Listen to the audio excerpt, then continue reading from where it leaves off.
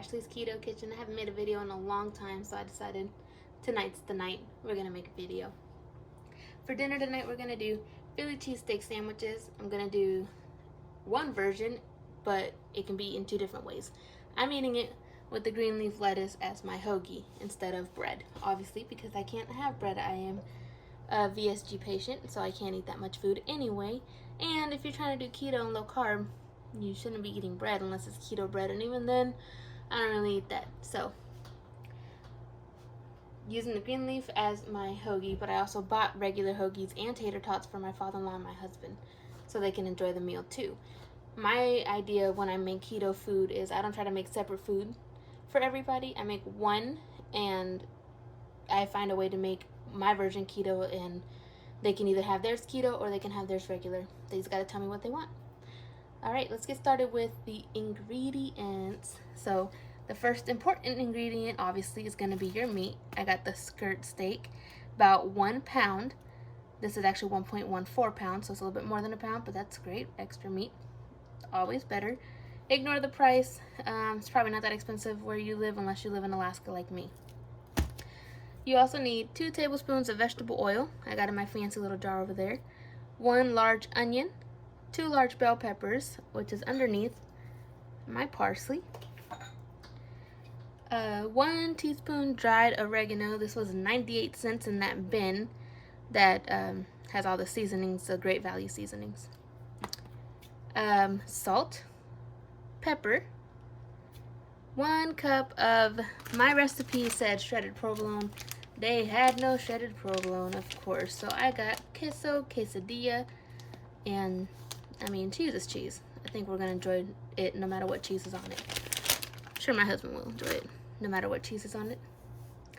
And last but not least, you need your 1 tablespoon of freshly chopped parsley. I just bought a bushel, however you say that, and probably won't use the rest of it. Maybe I'll freeze it. I don't really use parsley, but I decided to give it a go. Let's get started. Slicing. I don't know how much my husband likes bell peppers. I don't usually cook with bell peppers either, so maybe I'll cut them a little smaller than this as well so I can disguise them. Can't complain about it if you can't see it all big like on your plate. And if they're small enough, you can't pick them out. Wife hacks. Mom hacks too, because it works on kids. So that's thinly sliced, but like I said, I'm gonna get them a little smaller than that.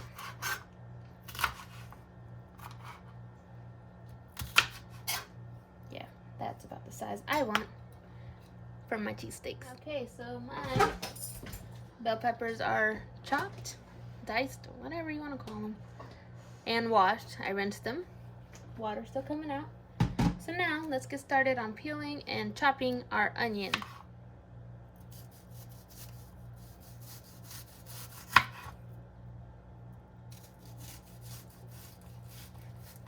And I made a video a little while ago, and my husband said that my knife skills were terrible, and that's the first time he's actually ever paid attention to my knife skills, because we're not usually recording me cooking. This is new.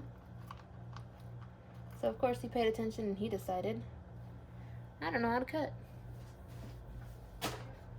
And I decided, you still eat it. So, okay, so now my onions are done being diced up. I put them in the same strainer as my green peppers because they get thrown in at the same time, so let's save some space here. Now I got my pound of skirt steak laid out. I'm going to thinly slice this for sure for my Philly cheesesteaks. So let's get slicing. So my steak is almost done being sliced. I ended up cutting it in half like this because I felt like the pieces of meat were just too long. And I want to make sure that's enough for everybody. So if I double it up, less hogging there is of the meat. Now I need a sharper knife, but that's okay. I haven't chopped my parsley yet. Gonna need to get a new board and knife for that. You don't want to cross-contaminate. Of course, that's why I always chop my vegetables first. And I know people say use different cutting boards for everything, but I couldn't find my other cutting board, so I had to make do. Ew, excuse my dog in the background. Alright, so now meat is chopped, sliced rather, and I already washed it, but I see a little bit more blood, which is normal, but I'm gonna wash it again because that's just my preference. And then I'm gonna get my pot started because my main stuff is ready to go. Cooking. So I have 1 tablespoon of oil that needs to go into this pot. This is I'm just eyeballing here, but I think that looks like 1 tablespoon there. It's divided, so you're gonna use 1 tablespoon now, 1 tablespoon later. I have a gas stove. Let's turn her on. Okay, I think she's hot enough. I think she is ready. So let's go ahead and throw in our green peppers and our onions. And it might get a little loud. You're literally right over my stove, so you might hear the sizzling and everything. I'll try to speak up a little bit. Dump that in there. And this is going to be seared until it's softened. Stir her up. So I made sure that was coated with oil. That always makes me feel like I'm gonna sear it better, I guess. Some salt. Some pepper. Pepper fiends in this house. Some oregano. Watch out. I didn't put the little lid thing on it. That's the perfect amount. Stir it up, saute till it's soft. Then we're gonna take it out. So don't throw your meat in. It's just following along. You're gonna make sure this is just seasoned well, softened, and then we'll take this out, put it in a bowl, and put our meat in and start cooking the meat. We'll be back. My onions are starting to look a little translucent, but I definitely want my green peppers a little softer than that. So we're just gonna keep sauteing a little bit longer. Definitely your preference. Okay, that's pretty seared to my liking, so I'm gonna go ahead and put this into a bowl and take my meat, put it in the pot, and get to cooking that. Okay, so now I got everything taken out of that. You're gonna put your remaining oil into your pot for your steak. And then put my steak in here. Okay, so I have my meat in the pot. I spread it out so it covers the entire bottom of the pot. Gonna season it with some salt. It looks like I'm putting a lot on there. I promise you I'm not, because this thing is greedy with my salt, so I gotta just keep shaking it. But the pepper comes out nice. We just like a lot of pepper in this house. And a little bit more oregano. So now my vegetables are seasoned. My meat is also seasoned. And you just cook it to your liking. About 2 minutes on each side. Longer if you like no pink. Even longer if you just like the chew a lot.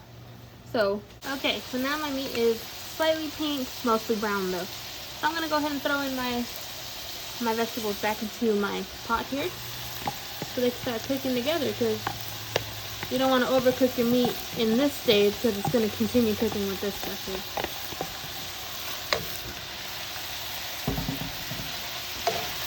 Mix this well. My house smells so good. Now you're going to sprinkle the cheese on top. And my family are cheese fanatics, so yeah, we're going to be using quite a bit. I'll just dump it this way, it'll be faster. I'm not going to use the whole bag though. This is about 2 cups. It looks like about about a cup left in there. So I used a cup in my recipe. And you're supposed to put a lid on it to let the cheese melt. But my husband broke my lid. You know how it goes, ladies. If you're married or you have kids, you can't have anything nice. Let the cheese melt. Yum, yum, yum. Look at that. Yes, I am ready to eat.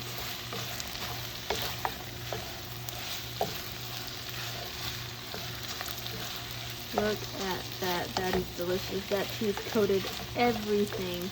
That's a cheesesteak.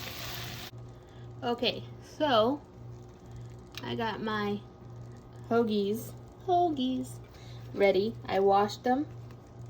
I think I'm gonna fold them this way. Yeah, no, that was way too. So I washed them already. I got my mixture here. And all I'm gonna do is put a scoop here. A scoop. You want to get messy, huh? I win. Couple more pieces of meat, and I mean, they don't get to have all the fun. There we go. I need protein too. Very important. And then I washed and cut my parsley already. I didn't show you guys, but I did it. Garnish.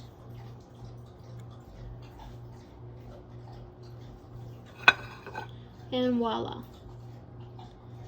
Ashley's Philly cheesesteak on her lettuce.